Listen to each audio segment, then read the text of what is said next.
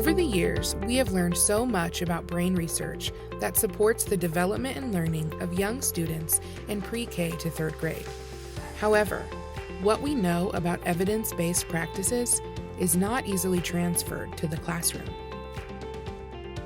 One of the biggest challenges we're facing right now is that teachers actually need more time for collaboration. One of the crucial elements in improving literacy achievement is having grade level teams have time to practice lessons outside of their classrooms, then bring that practice inside their classrooms, and then analyze student work to see the extent to which their practice was associated with improvements for their students.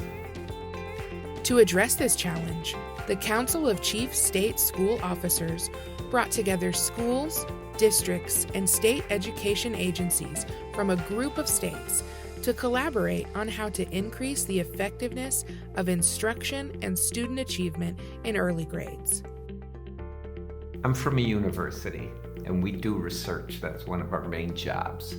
But research and education is universally known to not have a huge impact on practice. How do we get evidence-based research into teachers' hands? What does that look like in classrooms? What happens in classrooms is teachers are being much more intentional about certain kind of research-based practices. School districts and state education agencies frequently provide support for teachers to improve their teaching practices. What makes CCSSO's community unique is that teachers can test out research-based teaching practices through a guided feedback cycle with the help of instructional coaches and school administrators. This helps teachers more confidently use effective teaching practices and how they benefit unique learners and the whole class.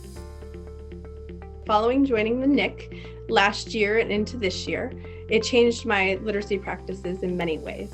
One way it changed that is my use of interactive writing in the classroom. This gave my students the opportunity for differentiation, where students could write beginning sounds, or some might write CVC words, or some might even be writing the high frequency words. The most important thing I noticed was the impact this had on my students.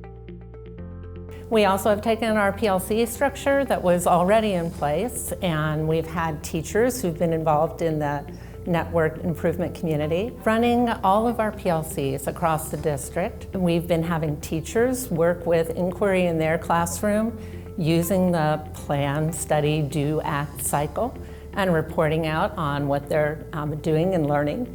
And we've really made teacher ambassadors out of a lot of the people who have been involved as early adopters with the networked improvement community.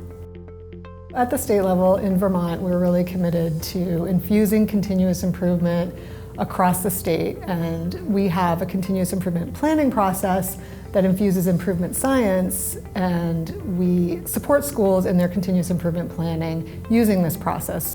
We also have set up networked improvement communities as an approach to professional learning, by which we use those exact same continuous improvement planning, improvement science processes.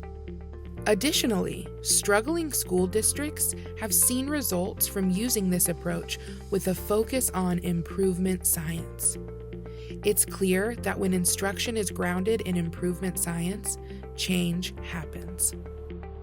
Through our work with the CCSSO, we have gained a lot of expertise through national experts in early learning mathematics as well as early learning literacy.